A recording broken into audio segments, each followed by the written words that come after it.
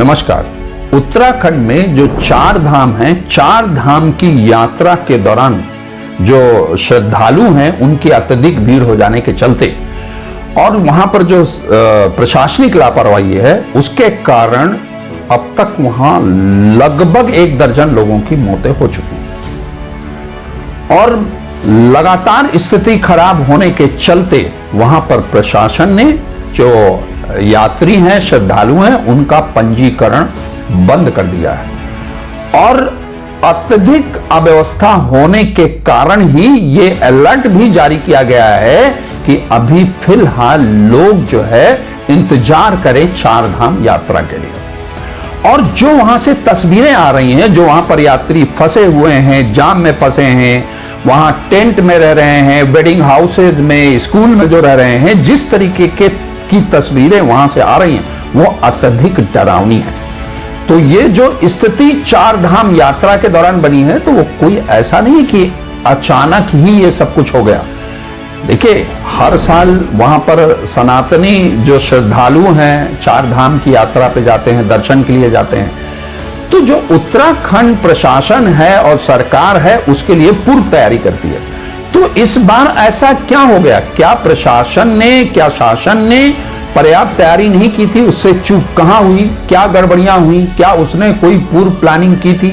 और इतनी भारी संख्या में लोग वहां दर्शन करने क्यों जाते हैं? ऐसी क्या मान्यता है? मैं इस पे बात करूंगा, लेकिन आपसे एक अनुरोध करना चाहूंगा कि अगर अभी तक आपने इस चैनल को सब्सक्राइब नहीं किया है तो आप इस चैनल को कृपया सब्सक्राइब कर दें और इसका बेल आइकन दबा दें ताकि आपको सामाजिक, राजनीतिक, आर्थिक और यहां तक कि पत्रकारिता से संबंधित जो विश्लेषण है वो समुचित विश्लेषण आपको इस चैनल के माध्यम से मिल सके। तो अब मैं आपको बताना चाहूंगा कि जो चार धाम यात्रा के पीछे जो मान्यता है वो क्या है। तो जो धार्मिक मान्यता है वो ऐसी मान्यता है कि सृष्टि में जो बद्रीनाथ धाम है उनको 8वां वैकुंठ कहा जाता है और ऐसा माना जाता है कि जो भगवान विष्णु हैं वो बद्रीनाथ में 6 माह के लिए विश्राम करने के लिए आते हैं और केदारनाथ में भगवान शंकर जो है 6 महीने तक विश्राम करते हैं। और केदारनाथ में जो 2 पर्वत हैं, नर और नारायण के नाम से जाने जाते हैं, उनको जो विष्णु भगवान के 24 अवतार हैं उन्हीं में से माना जाता है।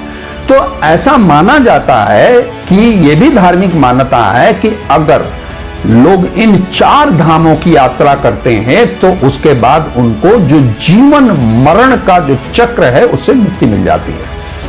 यही कारण है कि जो सनातनी लोग हैं, श्रद्धालु हैं, वो इन चारों धामों की यात्रा अवश्य करते हैं और उनकी कोशिश होती है कि जीवन में कम से कम एक बार तो अवश्य इन 4 धामों की यात्रा वो करें। अब मैं आपको बताना चाहूंगा कि ये जो 4 धाम यात्रा के दौरान किस तरीके से लापरवाही हुई, कहां पर चूक हुई, उसके बारे में बात करूंगा। देखिए, जो उत्तराखंड की जो अर्थव्यवस्था है उसका एक बहुत बड़ा सोर्स है इन 4 धाम यात्रा के दौरान जो वहां पर श्रद्धालु जाते हैं, जो तीर्थ यात्री जाते हैं, उनके जो आवागमन, उनके जो वहां पर रहने से, वहां पर जो वो अपना पैसा खर्च करते हैं, यात्रा करते हैं, वो एक बहुत बड़ा अर्थव्यवस्था में मदद करता है, आर्थिक संबल देता है प्रदेश को, उत्तराखंड को। तो ऐसी स्थिति में उसके लिए जो है ये भी आवश्यक है कि शासन और प्रशासन उसी के अनुसार तैयारी करे। लेकिन हुआ क्या कि चूंकि इस यात्रा में लोग पंजीकरण पहले करते हैं और पंजीकरण के पश्चात ही जो है यात्रा में जाते हैं। तो इसमें पंजीकरण 2 तरीके से, एक तो ऑनलाइन और दूसरा ऑफलाइन। तो जो पहले 2 दिन है जब इसकी यात्रा जो है खोली गई और कहा गया कि 4 धाम यात्रा प्रारंभ की जाती है, तो प्रथम 2 दिनों में ही आप देखिए कि लगभग 40% किस चीज का, जो पिछले वर्ष कुल यात्री आए थे उसका 40% सिर्फ 2 दिन में लोगों ने वहां पर जो है तीर्थयात्री पहुंच गए। तो इतनी भारी संख्या में जो पंजीकरण हुआ तो पंजीकरण को नियंत्रित नहीं किया गया। मतलब लोग लगातार पंजीकरण किए जा रहे हैं, तो उसमें एक सीमा निर्धारित करनी होगी, क्षमता को देखना होगा कि सड़कों की क्षमता क्या है, कितनी पार्किंग की क्षमता है, सड़कें किस तरीके से हैं, तो किस तरीके से उसको नियंत्रित किया जाए, सुचारू बनाया जाए, उस पर ध्यान नहीं दिया गया। तो स्थिति क्या हुई, हमने देखा कि जब अब हम देख रहे हैं कि ऋषिकेश में सारे होटल बुक हैं, और जब होटल पूरी तरीके से बुक हो गए तो इसके बाद लोगों को स्कूल में, टेंट में, वेडिंग जो पॉइंट्स हैं वहां पे, तो इस तरीके से धर्मशालाओं में सब जगह ठहराना पड़ा, खाने पीने की व्यवस्था हो गई। तो उसमें प्रशासन को जिस तरीके से पहले तैयारी करनी चाहिए पंजीकरण को लेकर के, उनके आवास की सुविधा को लेकर के कि लोग कहाँ, वो प्राइवेट सरकारी दोनों स्थितियों को देखते हुए उस स्तर की वो तैयारी नहीं हो पाई। और देखिए सबसे बड़ी जो भूमिका होती है वो होती है सरकारी ट्रांसपोर्ट की।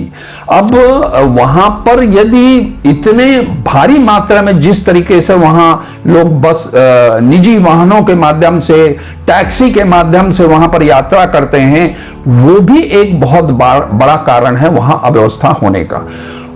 तो अगर सरकारी ट्रांसपोर्ट सिस्टम को बहुत ही सशक्त बना दिया जाए और उसकी फ्रीक्वेंसी अच्छी हो जाए और सुनियोजित हो जाए, तो उससे भी बहुत कुछ जो है, जो अव्यवस्था हुई है उस पर अंकुश लगाया जा सकता था। तो उस जरूरी क्या था उसके लिए बहुत आवश्यक था पूर्व की तैयारी। और पूर्व की तैयारी में एक और भी जो देखने को कमी मिली है वो है टूटी फूटी सड़कें, सकरी सड़कें।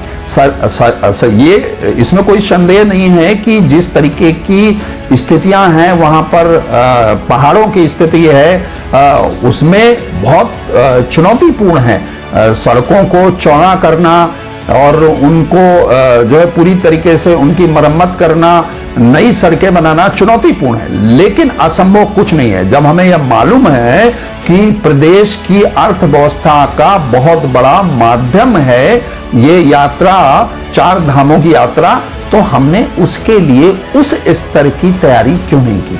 फिर जब निजी वाहन जाते हैं, टैक्सियां जाती हैं, तो उनकी जो पार्किंग की व्यवस्था है वो भी बहुत आवश्यक है।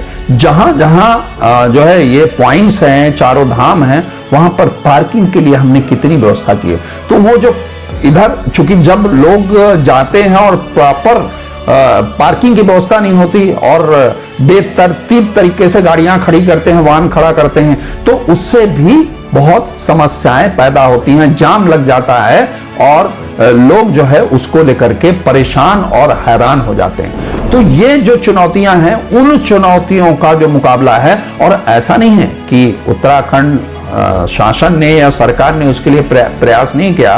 उत्तराखंड के मुख्यमंत्री जो पुष्कर धामी हैं, उन्होंने अपने सचिव और मुख्य सचिव को निर्देश दिया, वहां कैंपिंग कराई और जो वहां की व्यवस्था है रहने की, आवागमन की, ट्रांसपोर्टेशन की, लोगों को असुविधा न हो, उसके लिए विशेष निर्देश दिए, अलर्ट जारी किया। लेकिन सवाल यहां पर यह है कि ये पूरी तैयारी हमने पूर्व में प्लानिंग करके योजनाबद्ध तरीके से क्यों नहीं की और इतने लोग कैसे पहुंच गए। सवाल यह है, अगर हमने उसको नियंत्रित किया होता तो जिस तरीके से भयानक स्थिति अब पैदा हो गई है, वहां पर डरावनी तस्वीरें जो आ रही हैं, वो कम से कम हमें नहीं देखनी पड़ती और हमें जो है इन चुनौतियों का सामना नहीं करना पड़ता। तो अब मेरा जो भी मेरे दर्शक हैं, मैं उनसे अनुरोध करना चाहूंगा कि सबसे आवश्यक है कि अगर चार धाम यात्रा प्लान कर रहे हैं तो आप भी कुछ तैयारी करें। पहले ये जरूर ध्यान में रखें कि पंजीकरण अवश्य करें, बिना पंजीकरण के वहां नहीं जाएं, और अपने रहने की व्यवस्था के लिए भी एडवांस में बुकिंग करें, और साथ में आप टॉर्च लेके जाएं, वहां के मौसम के अनुसार कपड़े लेकर के जाएं, क्योंकि वहां समय समय पर जो है अचानक मौसम बदलता है, बारिश होने लगती है, ठंड होने लगती है, ऑक्सीजन की कमी हो जाती है। तो जिन लोगों को इस सांस की दिक्कत है या चूंकि ये चारों जो धाम है वो काफी ऊंचाई पर हैं, तो ऑक्सीजन का लेवल कम हो सकता है, तो उसके लिए ऑक्सीजन सिलेंडर की व्यवस्था करना, तो पूरी तैयारी के साथ जाना चाहिए। लेकिन अभी मेरा आप सभी से अनुरोध है, आग्रह है और सुझाव है कि फिलहाल अभी यदि आप जाना चाहते हैं तो कृपया कुछ समय के लिए अभी इस यात्रा को टाल दें, वहां स्थितियां सामान्य होने दें, और जैसे स्थितियां सामान्य होती हैं फिर आप चार धाम यात्रा के लिए जाएं, क्योंकि ये यात्रा अक्टूबर तक है, इसलिए थोड़ा इंतजार करें और उसके बाद आप जाएं। मुझे लगता है कि मैंने जो आपसे बात की है वो आपको पसंद आई होगी, और आज के लिए बस इतना ही। फिर मिलते हैं एक नए मुद्दे के साथ।